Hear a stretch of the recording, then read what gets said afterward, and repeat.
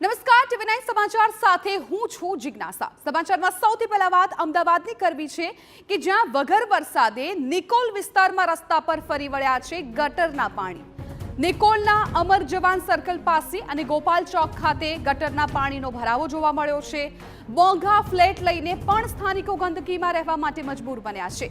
ગટરના પાણી ભરાઈ જવાથી સ્થાનિકોમાં રોગચાળાનો પણ ભય સતાવી રહ્યો છે। સિનિયર સિટીઝન અને ગર્ભવતી મહિલાઓ બહાર ન નીકળી શકે તેવી સ્થિતિ છે। છેલ્લા 6 મહિનાથી અહીંના લોકો પરેશાન થઈ રહ્યા છે।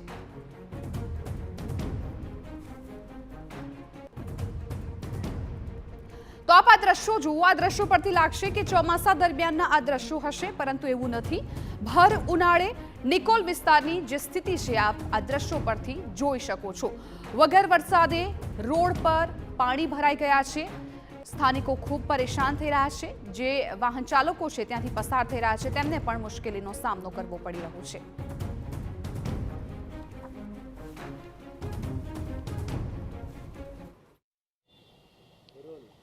નિકોલ વિસ્તારમાં છેલ્લા 6 થી 8 મહિનાથી સ્થાનિકો પરેશાન છે અલગ અલગ વિસ્તારમાં। અને આપ જોશો અત્યારે તો અમે છીએ અમર જવાન સર્કલ પાસે, અને અમર જવાન સર્કલ જે છે ત્યાં તમે જોઈ રહ્યા છો તો આ જે ડ્રેનેજનું પાણી છે એ છેલ્લા કેટલાય સમયથી અહીંયા ઉભરાઈ રહ્યું છે। અહીંયાના જે સ્થાનિકો છે એ પરેશાન થઈ રહ્યા છે, અને સ્થિતિ એવી છે કે વારંવાર ફરિયાદ કરવામાં આવી રહી હોવા છતાંય જે આનો નિવેડો છે નિવેડો નથી આવી રહ્યો।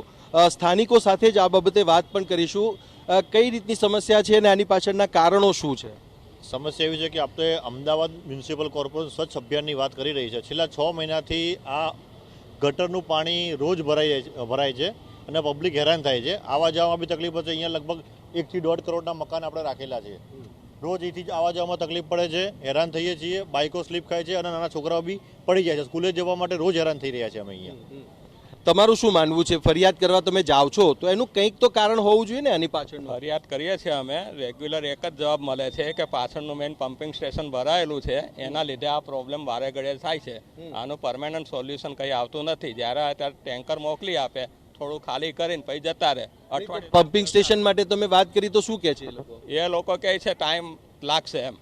શું કહે છે? શું મતલબ કેટલા પમ્પિંગ સ્ટેશન છે અહીંયા ટોટલ, તમને આઈડિયા છે? એ પાછળ એક જ છે, એમાં ટાઈમ લાગશે એમ કહ્યું ખાલી, બીજું કંઈ। પમ્પિંગ સ્ટેશન ખરાબ હોવાની વાત અને બહાના કાઢવામાં આવી રહ્યા છે। તમે શું કહેશો? કઈ રીતે તકલીફ પડી રહી છે? મહિલાઓ ખાસ કરીને આખો દિવસ ઘરે રહેવું પડતું હોય છે ને એમાં કેટલી તકલીફ પડે? તકલીફમાં એ થાય છે કે બધાનો મેઇનલી અમારી સોસાયટી અને આગળને બધાનો મેઇન રસ્તો છે, એટલે આવવા જવામાં લેડીઝને તકલીફ પડે છે। બાળકોને સ્કૂલે મૂકવા જવાના હોય છે, પ્લસ એજેડ પીપલ હોય જે વૃદ્ધ માણસો છે એ બધાને બી આવવા જવામાં તકલીફ પડે છે। વાહન લઈને નીકળવું હોય તો એ તકલીફ છે। બાળકોને અમે એકલા નથી મોકલી શકતા। એ બધી તમારું શું કહેવું છે બેન? આ જે પાણી અહીંયા ભરાઈ રહે છે એનાથી રોગચાળાની પણ? હા, મચ્છર માખી રોગચાળા, બારી બારણા દરવાજા બી તો નથી ખોલી શકતા અમે આ પાણીના લીધે। અચ્છા, કેવી બીજી સમસ્યાઓ ઊભી થાય છે? કારણ કે તમારે અહીંયા પ્રસંગ પણ કરવો હોય તો કદાચિત વિચાર કરવો પડે।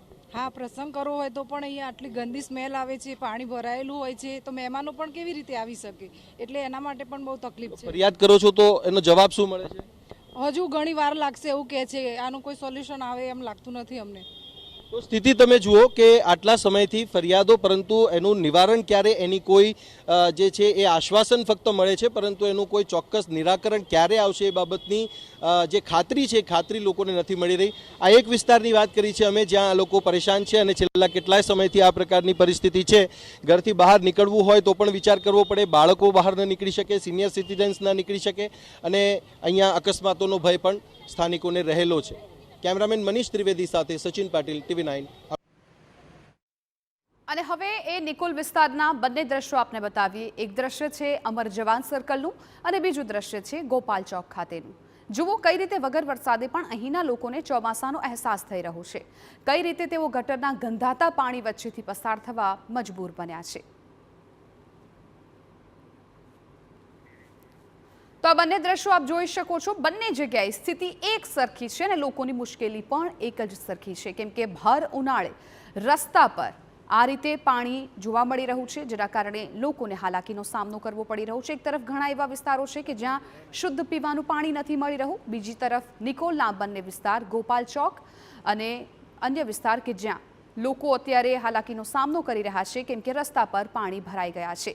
અહીંથી જો સિનિયર સિટીઝનને પસાર થવું છે, ગર્ભવતી મહિલાઓને પસાર થવું છે તો સૌથી મોટી મુશ્કેલી તેમના માટે બની ગઈ છે। ત્યારે તંત્રને અનેક સવાલો આ પાણીદાર જે સ્થિતિ છે તેને લઈને સવાલ થઈ રહ્યા છે। સ્થાનિકો જે રીતે સમસ્યા વર્ણવી રહ્યા છે તેનાથી અમદાવાદ કોર્પોરેશનની કામગીરી પર અનેક સવાલો ઉઠી રહ્યા છે। છેલ્લા 6 મહિનાથી સમસ્યા છતાં કેમ નિવેડો નથી આવી રહ્યો?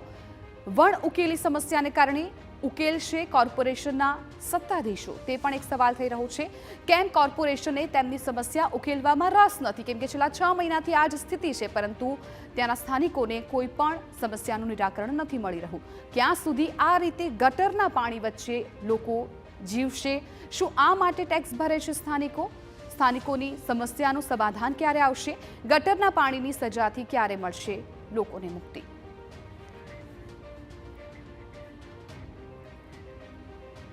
બળદેવ પટેલ, નિકોલના કોર્પોરેટર અમારી સાથે જોડાઈ ગયા છે। અત્યારે જે રીતે સ્થિતિ છે એ દ્રશ્યો જોઈ શકાય છે, જાણે ચોમાસાના દ્રશ્યો હોય એવું લાગી રહ્યું છે, પરંતુ ભર ઉનાળે આ દ્રશ્યો ખૂબ ચોંકાવનારા કહી શકાય। હેલો, બોલો બેન।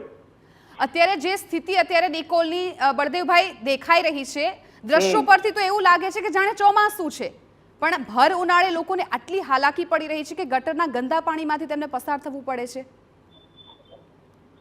તમારી વાત સાથે બેન સંમત છું કે હવે ઘણા સમયથી ગોપાલ ચોક અને શાલિગ્રામ અને 2-3 જગ્યાએ ગટરના પાણી સતત બેકિંગ મારી રહ્યા છે અને હવે 4-5 દિવસ પહેલા કોઈ કારણસર 310 વોટરનું પમ્પિંગ બંધ કર્યું હતું। રાતના 11 વાગ્યાથી 6:30-7 વાગ્યા કોઈ કનેક્શન જોઈન્ટ કરવાના અર્થે આ લોકોએ પમ્પિંગ બંધ કરેલું અને ક્યાંક જોઈન્ટ કરેલું।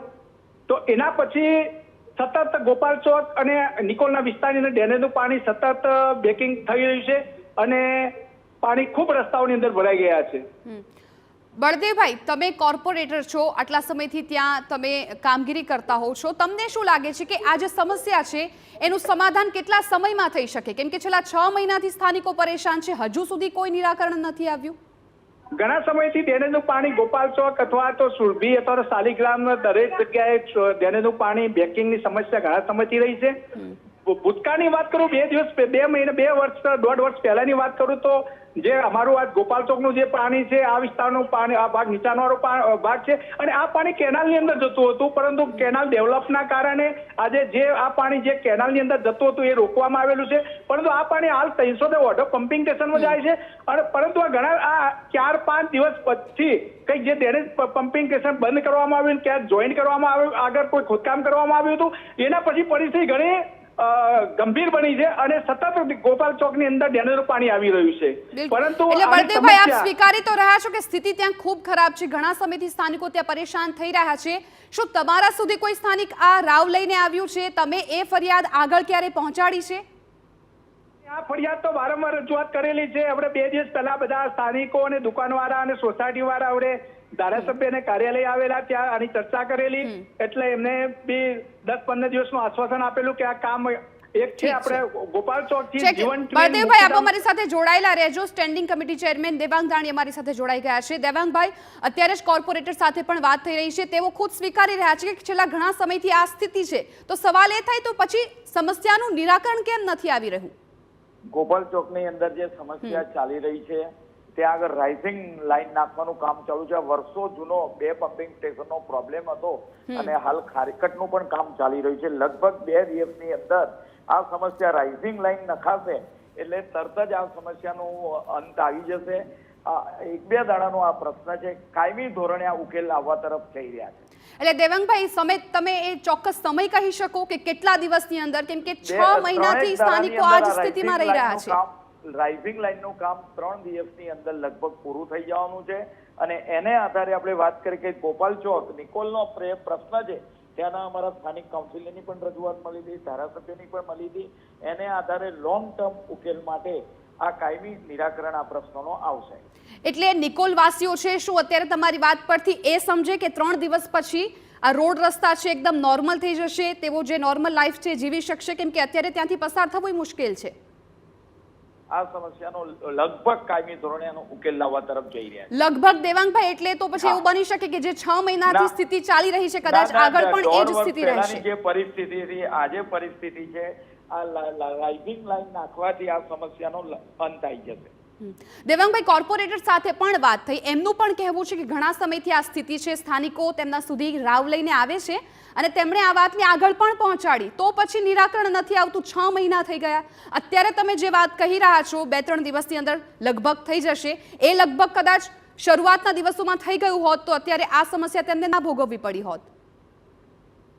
ચાલુ રહ્યા છે ત્યાં આગળ ખારીકટનું પણ ચાલુ રહ્યું છે, અને જો પમ્પિંગ વધારે કરવામાં આવે તો લાઈનો ફાટવાથી વધારે મોટો પ્રશ્ન ઉપસ્થિત થાય છે. એટલે આ રાઇઝિંગ લાઈન નાખવાથી આ કાયમી ધોરણે નિકોલની સમસ્યાનો અંત આવશે.